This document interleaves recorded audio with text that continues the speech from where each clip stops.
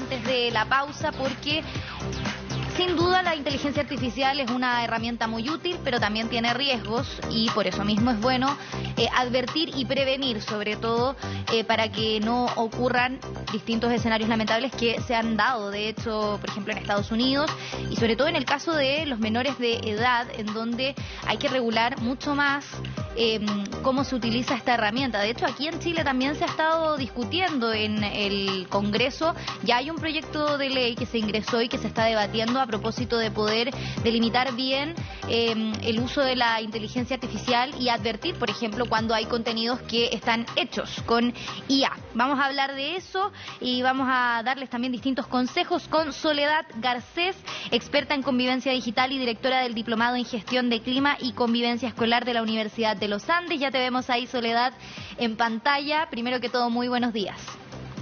Buenos días. Mira, quiero partir conversando a propósito de cómo podemos los padres y los educadores acompañar y enseñar sobre todo a los niños, niñas y adolescentes respecto al uso de la inteligencia artificial, porque no se puede evadir, ya es una herramienta que está instalada y por lo tanto lo importante es utilizarla de manera responsable. ¿Cómo se puede dar esta educación para los padres y educadores para dar un mejor uso a la inteligencia artificial? La herramienta es una maravilla, no lo vamos a dudar. Pero lo que sí tenemos que pensar es que nuestros niños están en una etapa de desarrollo. Por lo tanto, no todas las herramientas van a ser una maravilla para ellos. Por lo tanto, como mamá, lo primero que tengo que hacer es retrasar el acceso a este tipo de herramientas lo que más se pueda para que mi hijo desarrolle su propio cerebro, que es la única herramienta que él va a tener para toda la vida, ¿cierto? Y una vez que esté bien desarrollado, que vengan todas las demás. No es que sea mala en la infancia, no es que está en riesgo, sino que cada vez que usa la IA, deja de usar su inteligencia natural, que en esta etapa del desarrollo se está formando. Entonces, no es lo mismo que un adulto. Tú dices retrasar lo que más se pueda. ¿Hay una edad quizás en la que uno podría decir ya, ahora puede ser un buen momento, luego que ya, no sé, entran al colegio y empiezan a hacer trabajos más difíciles? ¿Cuál es la edad quizás más idónea para que ya comiencen a utilizar este tipo de herramientas? Yo te diría que no antes de los 16 y de manera muy paulatina. ¿Por qué? Porque hay estructuras de pensamiento que tengo que desarrollar. Y aunque tú me digas, pero Soledad, si es solamente para hacer una actividad, una tarea, bueno, si al final el desarrollo se monta sobre miles de pequeñas tareas a lo largo de la vida. Entonces, por eso te insisto, no es un problema de la herramienta, es en la etapa de desarrollo que nuestros niños se encuentran. Necesitan en esa etapa ocupar esta inteligencia, la personal. También se habla mucho del impacto de la IA, de los chatbots en la salud mental, porque en ocasiones, y se han dado casos en los que se dan comunicaciones que a veces no son de lo más correctas e incluso la inteligencia artificial les termina recomendando ciertas cosas, no solamente a niños, niñas y adolescentes, sino también a adultos. Pero claro, cuando estamos hablando de menores de edad, quizás el juicio no está totalmente afinado. ¿Cuáles son los riesgos en ese sentido en la salud mental si es que se les entrega de manera demasiado temprana a los jóvenes? Yo te vuelvo a que entendamos la inteligencia artificial desde el desarrollo. Si un niño que se está desarrollando empieza a recibir información ambigua, que no conversa con otras personas, que no obtiene de una relación con el entorno real, es una información que lo pone en riesgo. El cerebro de un niño o de un adolescente está programado biológicamente para aprender a partir del entorno, del contacto con su entorno, a través de los sentidos, de lo que habla, de lo que escucha, de lo que ve, de lo que toca.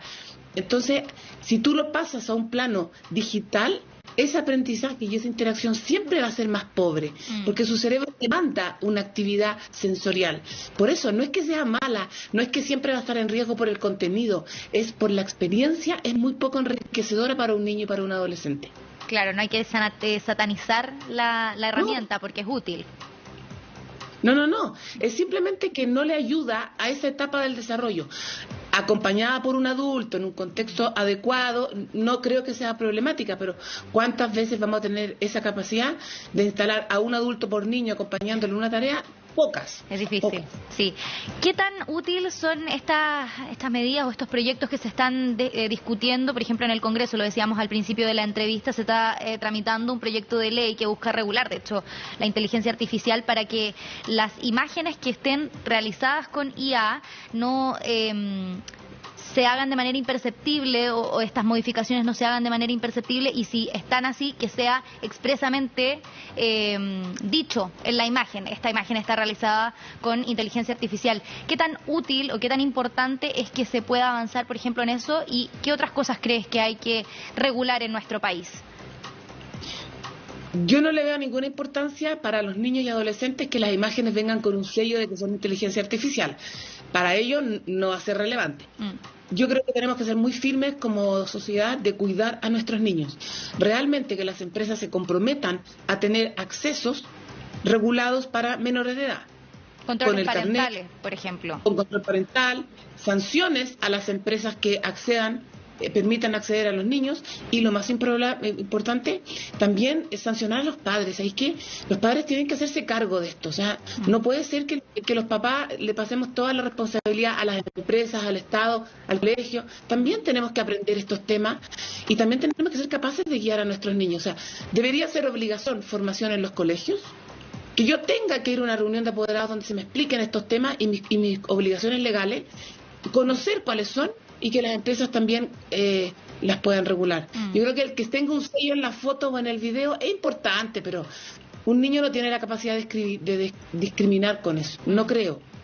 Y quizás cambiar también un poco desde los colegios, ¿no? Como incorporar este tipo de discusiones, como decías tú, para que haya una comunicación fluida y que se sepa que se les está enseñando a los niños, pero por otro lado también educar a los padres respecto al uso responsable. Sí, educar primero a los profesores y a los padres me parece fantástico, pero te vuelvo a insistir, los colegios pueden enseñarla, pero en aprender, en que el cuerpo docente del país aprenda a usar esto bien, toma tiempos. Y en esos tiempos los niños ya van y vuelven, entonces el riesgo es muy grande. Por lo tanto, los padres también tienen que tener la obligación. Y yo sé que todo el mundo trabaja y que los niños a veces están solos, pero la verdad es que esto es demasiado grave y tiene un impacto muy importante en el desarrollo. Entonces es algo que tenemos que apurar como sociedad. Te lo preguntaba antes y con esto quería cerrar.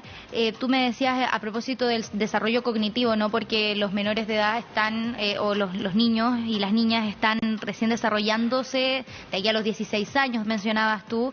Te preguntaba antes por el impacto en la salud mental.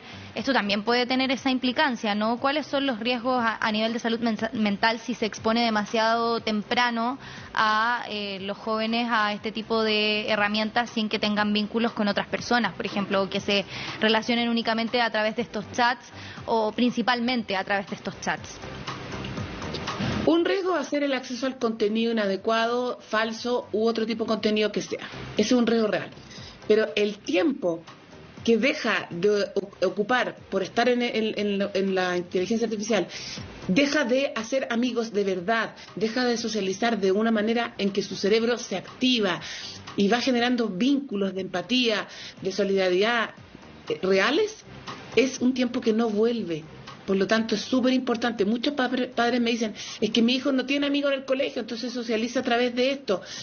Es que tenemos que hacer lo posible para que socialicen de manera natural, porque si no, ese cerebro no se desarrolla como se tiene que desarrollar, y viene la ansiedad, la frustración y todas esas situaciones que son complejas de manejar cuando uno es adolescente, cuando en la infancia. En pleno desarrollo, por lo demás. Soledad Garcés, experta en convivencia digital y directora del Diplomado en Gestión de Clima y Convivencia Escolar de la Universidad de los Andes. Muchas gracias por conversar con nosotros y también dar esos útiles consejos, y sobre todo, a mí me llamó bastante la atención, Soledad, y lo voy a transparentar, la edad, porque yo pensaba ignorancia, 10 años, por ejemplo, que es típico que empiezan a hacer ya trabajos más complejos, pero 16 años es plena adolescencia, pero está bien, o sea, darles ese espacio y la preadolescencia para esta relación, ¿no? Y de a poco, no tiene por qué ser a los 16 chip libre, puede ser 16, empieza el entrenamiento y se empiezan a usar muy de a poco las tecnologías. Sí, sin duda. Muchas gracias por este contacto aquí en CNN AM. Que tengas muy buen día viernes. Gracias a usted. Bueno, 7 con